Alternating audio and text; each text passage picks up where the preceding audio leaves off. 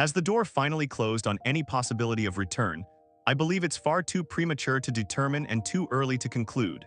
So yes, for the foreseeable future, it remains impossible for me to bring my family back to Britain. Nobody anticipated his emergence again. Yet, merely days after suffering his ultimate courtroom defeat, Prince Harry unexpectedly resurfaced, not before judges, not at a royal ceremony, but within a confidential exclusive sit-down recorded at an unmarked overseas venue. And his words left everyone speechless. First, he launched an assault on the monarchy, charging them with disloyalty, desertion, and quiet participation in his destruction. Then, tears fell, followed by the declaration nobody was ready to hear. "I have nowhere left to turn." For the first occasion, Harry wasn't requesting funds, he wasn't demanding fairness. He wasn't threatening revelations, he was pleading for sanctuary.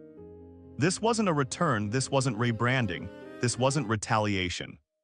This was a broken prince publicly collapsing, condemning the establishment in one moment, then begging for its shelter in the next. Can you permit someone re-entry after they've demolished everything? "I am no longer attempting to flee my history," Harry stated. "I am attempting to mend what I shattered." Princess Anne, this morning, 15th February, from the Sandringham residence. "You may deceive journalists, you may deceive citizens, but you cannot deceive the institution, not eternally." Those were the closing words within an unusual public declaration released by Princess Anne. As the nation processed Prince Harry's emotional resurgence in Zurich the previous day, Anne offered no compassion. Instead, she referenced the fable of the child who falsely raised alarms, comparing her nephew's most recent reconciliation efforts to the final, disregarded warnings of a figure who had depleted all remaining tolerance. "We all recognize the warning signals," Anne declared, "repeatedly, and when no threats materialized, we ceased paying attention. I suspect this latest appeal arrives too late, even if it's genuine." The gravity of that declaration weighed heavily across the kingdom. It represented not merely a personal rejection, it was an institutional one. And for Prince Harry, whose arrival in Britain earlier this month had carried subtle expectations of forgiveness, it signaled a ruthless public cutting of his final remaining connections to the royal house. The broadcast, transmitted simultaneously across multiple global platforms, marked the inaugural occasion Harry had directly acknowledged his marriage's dissolution and publicly voiced willingness to pursue formal separation. More remarkable, however, was his explicit apology, not to citizens, but to the monarchy itself. "To my father, His Majesty King Charles, to my brother William, and to Catherine," he declared, pausing purposefully between each name. "I was mistaken. I permitted rage, anxiety, and bewilderment to direct decisions that destroyed not merely relationships but confidence. I accept accountability for that." He characterized his present personal situation as emotionally isolating and structurally precarious, referencing continuing legal conflicts, financial pressure, and the psychological burden of extended confrontation. For the inaugural time, he conceded that remaining in America had become unsustainable. "I experience no tranquility," Harry stated. "I experience no foundation, and most critically, I feel I am not providing my children the steadiness they require." He verified that he is actively investigating legal and practical routes to relocate to the United Kingdom, even under highly limited and non-visible circumstances. The central obstacle, he acknowledged, was custody. "Returning my children to Britain, even briefly, is not something I anticipate happening smoothly," Harry declared.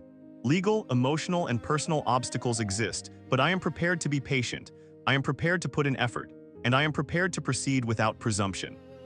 When questioned whether he anticipated royal security, financial assistance, or institutional restoration, Harry responded with categorical denial. "I am not requesting reinstatement," he declared. "I am requesting the opportunity to exist responsibly, quietly, and in a manner that shields my children from additional damage." Within hours of the broadcast's distribution, Buckingham Palace verified that King Charles had been notified of the transmission before its airing, but had chosen not to comment publicly.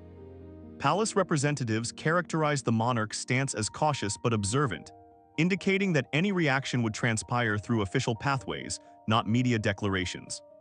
The most immediate observable response originated not from the sovereign, but from Kensington Palace.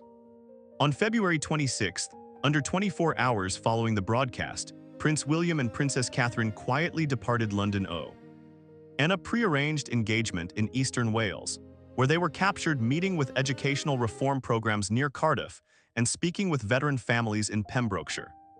While palace representatives described the visit as long-scheduled, the timing attracted instant examination. Royal correspondents observed that the Wales's departure aligned precisely with the window during which Harry had privately sought a face-to-face discussion. According to numerous sources acquainted with the exchanges, Harry's legal counsel transmitted a formal petition to Kensington Palace roughly 2 weeks prior, suggesting a private encounter with William and Catherine, either at Sandringham or in London, removed from media visibility. The petition reportedly cited Harry's desire to pursue restoration as siblings and to address future arrangements regarding his children. No response was provided. Instead, the Waleses boarded a helicopter and vacated the capital. This was not evasion, stated one senior palace representative. Princess Anne's response materialized shortly after, with considerably greater directness. In a public declaration released from Sandringham Estate, where she was participating in a youth agricultural initiative, Anne invoked the parable of the boy who falsely sounded alarms, a metaphor broadly understood as a direct allusion to Harry's repeated public complaints and appeals. "You may mislead reporters, you may mislead the population," Anne declared, "but the Crown is not misled, not indefinitely."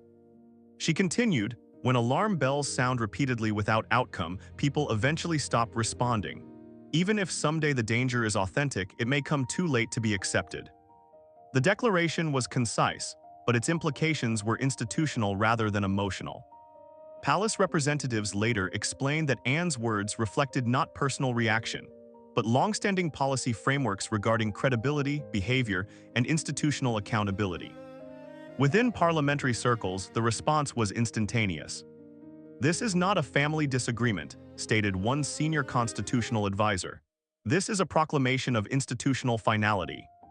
Behind closed doors, however, sources verified that Princess Anne had previously directed her legal counsel to investigate limited non-public channels that might permit Harry supervised contact with his children within Crown property, should he return to the United Kingdom under carefully managed circumstances. These arrangements, representatives emphasized, would not represent reinstatement, restoration, or public rapprochement. "They are humanitarian, not institutional," stated one courtier. Meanwhile, Meghan Markle maintained public silence. Her representatives delivered no response to Harry's broadcast. She appeared in no associated legal documents, nor was she photographed attending any functions in the days immediately following his declaration. However, sources verify that she remained in California and continued to retain complete physical custody of both children under existing court arrangements. Privately, representatives familiar with the Sussex household characterized the circumstances as legally suspended and emotionally volatile. "The marriage is functionally concluded," stated one source. "The custody matter remains unresolved, and the institutional gateway as of now remains sealed." Harry concluded his broadcast with a statement that, to numerous observers, framed the entire episode not as an appeal for clemency, but as recognition of consequence. "I departed from duty believing I was selecting liberty," he stated. "I now comprehend that liberty without responsibility is merely another form of imprisonment. I cannot reverse what I did, but I can determine what I do next." What he did next, however, would not be determined by him alone. The days following Prince Harry's Zurich broadcast were defined not by restoration, but by procedural quietness, a quietness that within royal structures carries equivalent significance as any official pronouncement. On February 27th, legal proceedings resumed in London concerning Harry's litigation against British Media Holdings, publisher of The Sun. Although Harry had previously obtained a partial legal triumph against another newspaper group, this case offered different terrain, one governed not by emotional vindication, but by evidentiary persistence and limitation periods. Harry did not attend the hearing physically. Court documentation confirms he participated remotely, represented by senior barristers. According to one legal commentator familiar with the proceedings, Harry had anticipated this trial would reclaim narrative authority, not only over the media, but over his own standing within the royal structure. He perceived this as his concluding moral triumph, the commentator stated. Not merely legally, but symbolically, a method to demonstrate he had been correct throughout. That anticipation was quietly demolished. Preliminary determinations indicated that numerous of Harry's assertions were time-restricted under British legislation, and that others would demand evidentiary standards considerably higher than those applied in his prior case. While no ultimate judgment was delivered at this stage, the trajectory was unmistakable. This would not be a rapid or redemptive legal resolution. Simultaneously, Meghan Markle remained conspicuously missing from all legal proceedings. Her legal team submitted no supportive motions, no sworn statements, and no amicus declarations. According to court officials, Meghan did not petition permission to attend any sessions, nor did she submit any documentation referencing Harry's assertions or circumstances. 3 days later, on March 1st, Meghan was captured attending a closed-door entrepreneurship and wellness conference in San Francisco, California, an event frequented by numerous international investors and foundation executives. The images circulated extensively, not because of her attendance alone, but because she was not displaying her wedding band. The conference, according to event coordinators, concentrated on cross-sector wellness enterprises, narrative leadership, and philanthropic brand cultivation. Sources familiar with the attendee roster confirmed that several Asian technology and investment entities were present. This was not a casual appearance, stated one former consultant. This was calculated positioning. Within royal circles, the optics were interpreted unambiguously. Silence is not neutral, stated one palace representative. Absence is a message. Meanwhile, speculation heightened regarding Meghan's continuing commercial relationships, particularly with an Asian financier recognized within luxury and philanthropic networks only by initials. While no formal verification exists, numerous independent sources corroborated that Meghan had participated in at least 4 private meetings with representatives of this individual's foundation in late 2025 under the banner of charitable collaboration.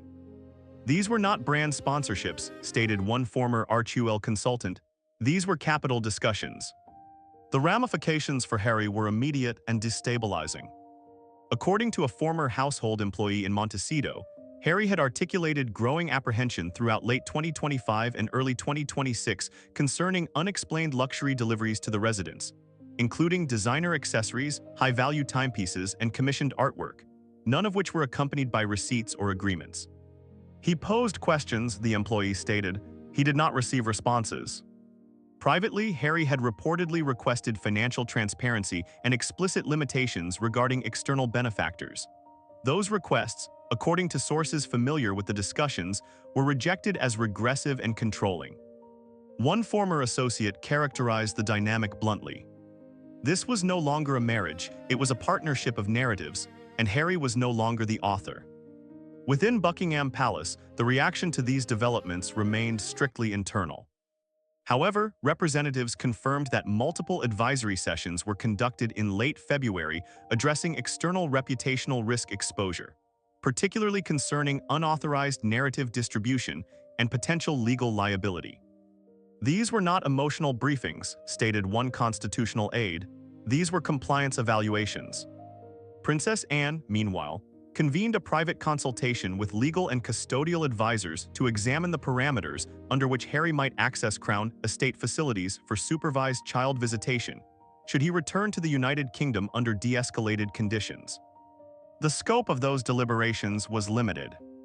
This was not about forgiveness, stated one advisor. It was about duty of care and risk management. Prince William's stance, however, remained fixed. According to multiple palace insiders, William considered Harry's Zurich broadcast procedurally premature and strategically compromised. He reportedly declined to participate in any private correspondence and directed staff to maintain existing non-communication protocols. William is not reacting to emotion, stated one senior aide. He is reacting to institutional risk. Princess Catherine is said to have reinforced this position, emphasizing the significance of stability, continuity, and public restraint, particularly given the Wales's expanding leadership function within the monarchy. By the conclusion of February, one determination had become unavoidable. Harry's appeal had modified public discussion, but it had not modified institutional stance. The monarchy at this juncture was not progressing toward restoration, it was progressing toward insulation. On the evening of February 23rd, just hours before his Zurich appearance, Prince Harry received an encrypted communication that would permanently alter the course of his existence. The message originated from a secure email account, and contained multiple PDF documents and audio recordings allegedly sourced from a US-based boutique media agency known for crisis-to-culture brand cultivation. The files outlined a licensing agreement reportedly signed by Meghan Markle in November 2025, without Harry's awareness or approval. The agreement allegedly granted the firm partial rights to monetize narrative dramatizations of Meghan's royal experiences, including behind-the-scenes content derived from private correspondence, journal entries, and personal conversations within the Sussex household. Notably absent from the contract, Harry's involvement. According to one legal expert who reviewed the documents privately, the agreement did not require spousal authorization under California commercial law. However, the ethical breach, particularly given Harry's public commitment to privacy, was, in his words, profound. It wasn't illegal, the expert stated, but it was intimate, and intimacy carries obligations law does not regulate. Even more damaging were the audio recordings. The recordings, allegedly captured between 2021 and 2023 inside the Montecito estate, feature Meghan discussing private interactions with senior members of the royal family, including Prince William, Princess Catherine, and King Charles, without their knowledge or consent. One clip includes Meghan saying, "The establishment doesn't protect you, it reshapes you." Another states Catherine's silence was the loudest rejection, its deliberate coldness.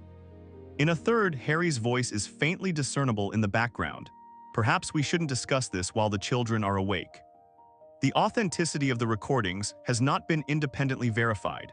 However, multiple media outlets confirmed that digital forensics teams had been engaged to assess their origin. Harry, according to those close to him, was not shocked by the business arrangement. He was devastated by the betrayal. He had defended her publicly for years, stated a former aide. He had absorbed reputational damage for her, and now he discovered that portions of their private life may have already been packaged for sale. In the days following Zurich, Harry's legal team initiated confidential inquiries into whether the alleged agreement violated any marital asset disclosure obligations or constituted breach of fiduciary duty. No formal filings have been made public at this time.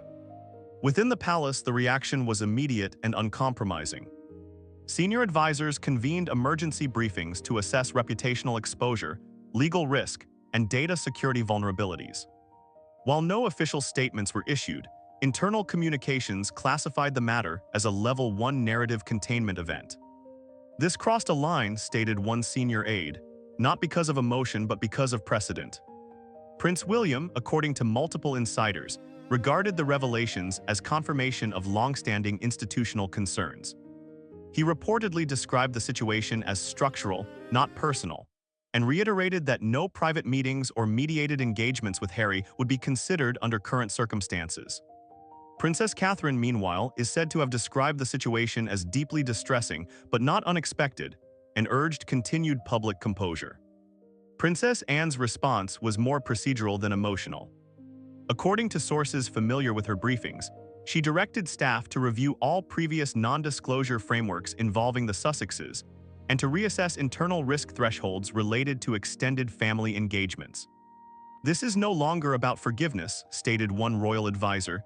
"It is about protection." By the end of February, Harry's reality had shifted irreversibly. He was no longer merely estranged. He was now, in institutional terms, compromised.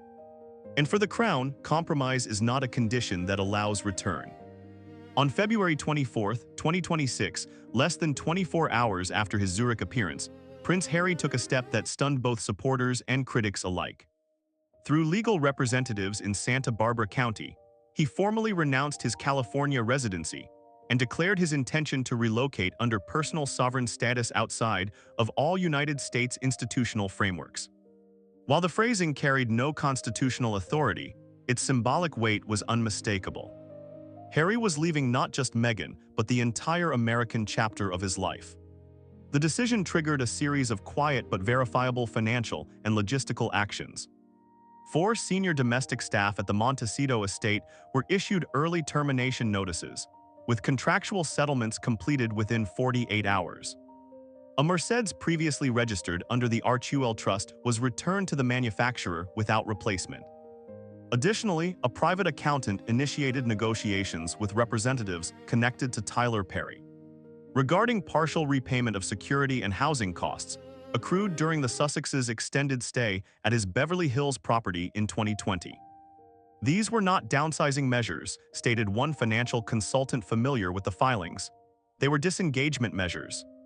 By March 1st, Harry had relocated to a modest, privately leased residence in Surrey. No official security detail was visible. No press statement accompanied the move.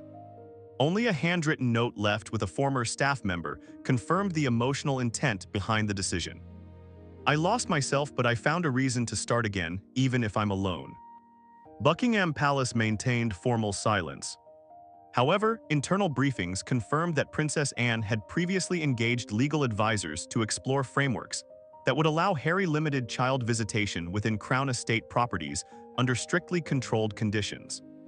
These discussions, conducted in late 2025, focused on rural locations in Gloucestershire and Western Balmoral, away from public visibility and media infrastructure. Anne was prepared to facilitate access, stated one courtier, but not rehabilitation.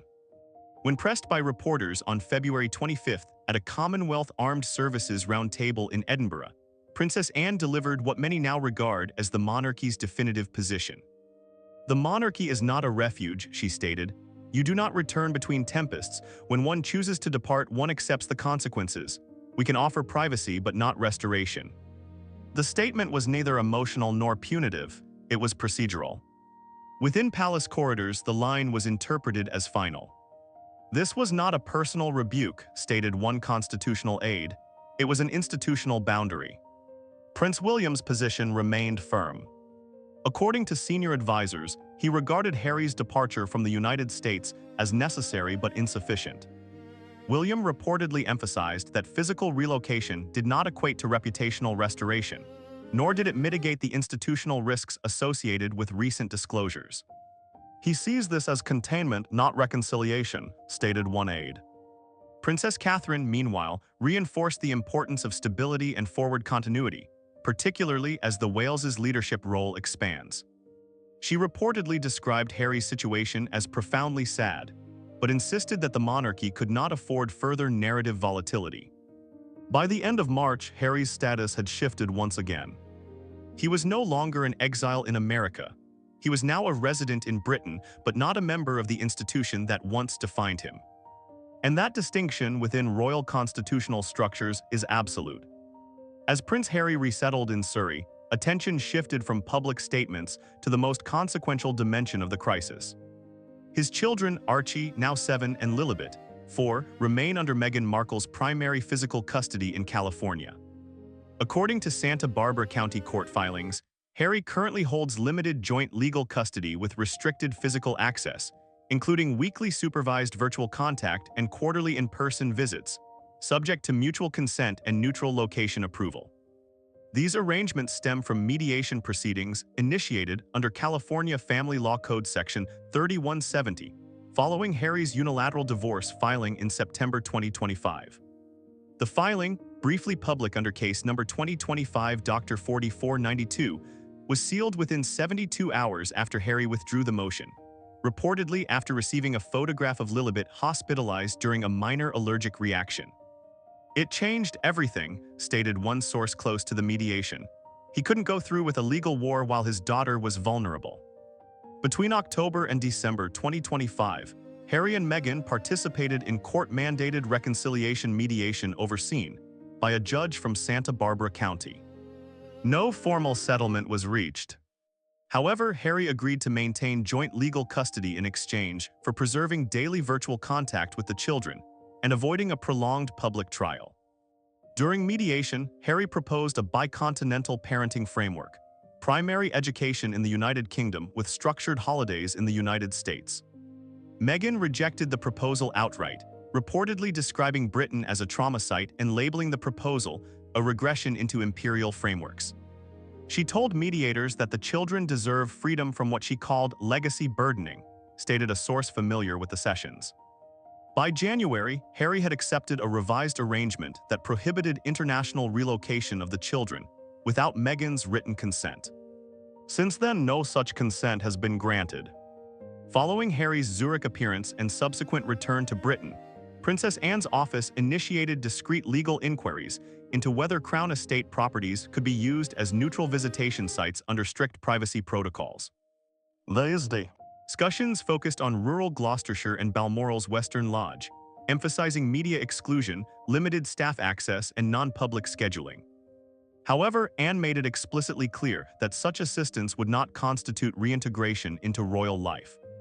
"Our help ends where the institution begins," she reportedly told advisors. "We protect the family name, not individual regret." The distinction was critical. Harry was not being offered restoration. He was being offered access, conditional, limited, and silent. Meanwhile, Meghan Markle re-emerged publicly with strategic precision. On February 20th, 2026, she attended the Global Women Leading Change Summit in Dubai, an invitation-only forum for transnational philanthropists and venture capital leaders.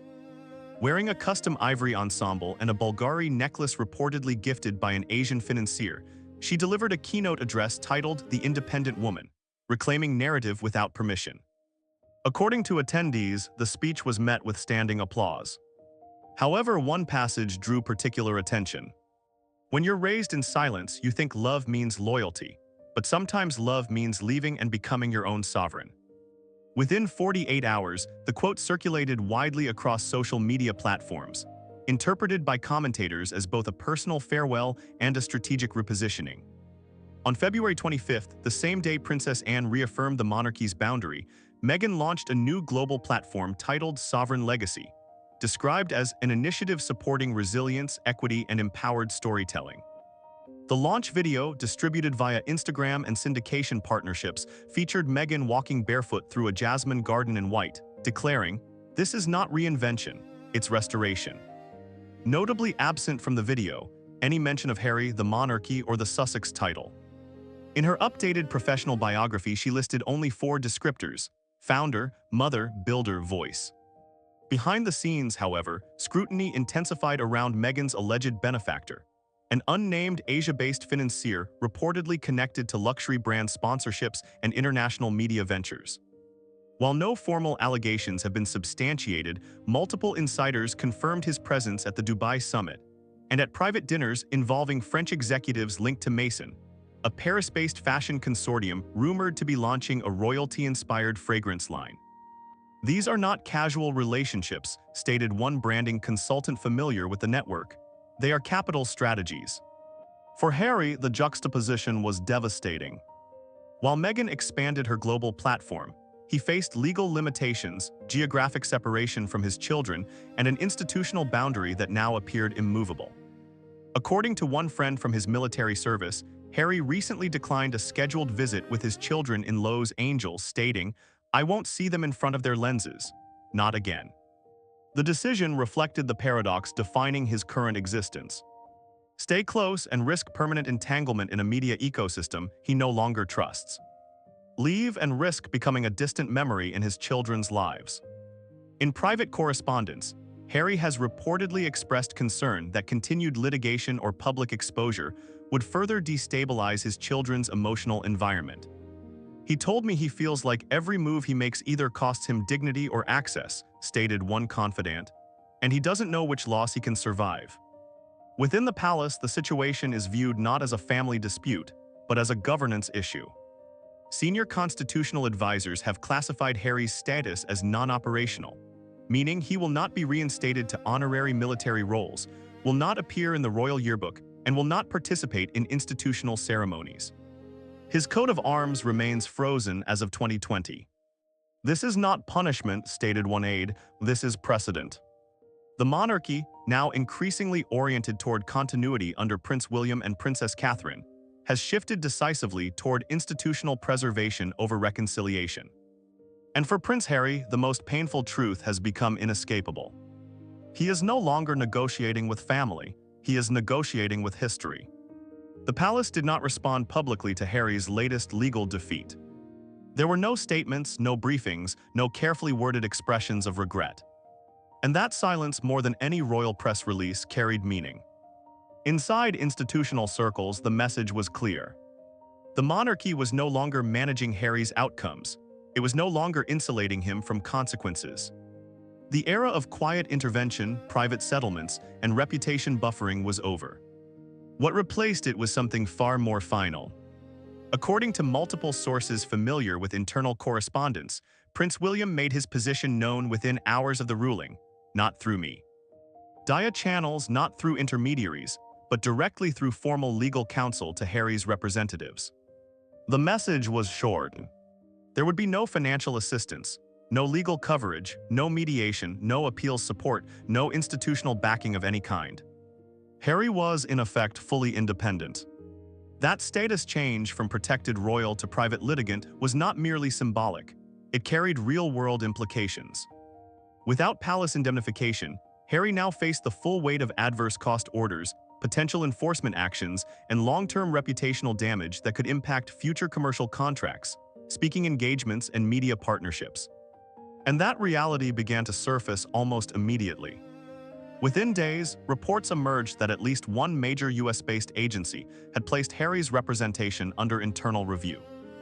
While no formal termination was announced, insiders acknowledged that his legal instability, public credibility erosion, and ongoing conflict profile had become commercially unfavorable. At the same time, private briefings suggested that at least one streaming partner had paused development discussions, pending resolution of outstanding reputational and financial exposure. In simpler terms, Harry was becoming unbankable. What made this collapse particularly severe was not the loss of public sympathy, that had been declining for years, but the loss of institutional trust. Courts, corporate partners, and financial backers increasingly viewed Harry not as a victim of systemic injustice, but as a litigant who repeatedly misrepresented timelines, motives, and institutional relationships. That shift altered the entire frame of his public narrative. No longer was he seen as a prince fighting an unfair press system. He was now perceived as a private citizen leveraging royal status without royal accountability. And courts were no longer accommodating that contradiction. Meanwhile, within royal circles, the mood was not celebratory, it was resigned. According to palace-adjacent sources, King Charles expressed personal sorrow over the situation, but reaffirmed his position that institutional boundaries could no longer be compromised for personal outcomes. The monarchy cannot function if private grievances dictate public authority, he reportedly stated. Princess Anne was said to be more blunt. This was inevitable, one source quoted her as saying, and it is necessary. But it was Princess Catherine whose response reportedly carried the most emotional weight. Privately, she is said to have expressed sadness, not only for Harry's current position, but for the person he had become, someone increasingly isolated, increasingly adversarial, and increasingly unable to distinguish between personal grievance and institutional betrayal. She reportedly remarked, "He does not see that he is burning the bridge while standing on it." Prince William, for his part, maintained a position of firm finality. According to those close to him, William viewed the legal defeat not as a punishment, but as a boundary, a natural consequence of repeated choices. His focus was not on Harry's loss, but on the stability of the crown, the protection of his children's future, and the preservation of institutional credibility. There are lines, a senior aide summarized, and those lines exist for a reason. The emotional impact of this separation became most evident in the days following the ruling. Harry reportedly attempted to initiate private contact, not through lawyers, not through public statements, but through personal intermediaries, friends, family connections, and mutual acquaintances. Those attempts, according to sources, were not successful. No meetings were scheduled, no conversations were facilitated, no responses were issued. Not out of cruelty, but out of finality. The monarchy had not expelled Harry, but it had stopped pursuing him. And that distinction mattered. For years, Harry's public narrative relied on the idea that he had been pushed out, silenced, suppressed, or exiled. But now the institutional posture suggested something different. He had not been pushed away, he had walked away. And now the door had quietly closed behind him. This did not mean that reconciliation was impossible. But it did mean that reconciliation, if it were ever to occur, would no longer be mediated by legal threats, public accusations, or commercial leverage. It would require something far more difficult. Accountability, responsibility, and the abandonment of the victim framework that had defined Harry's public identity for more than a decade. As one senior legal observer put it, courts have ruled, institutions have moved on, the narrative has shifted. The question now is not whether Harry was wronged, but whether he is willing to stop wronging others in response. For the monarchy, this chapter is closing, not with anger, not with vengeance, but with silence. And silence in this context is not indifferent. It is distance. And distance, for the first time, is not imposed on Harry. It is chosen.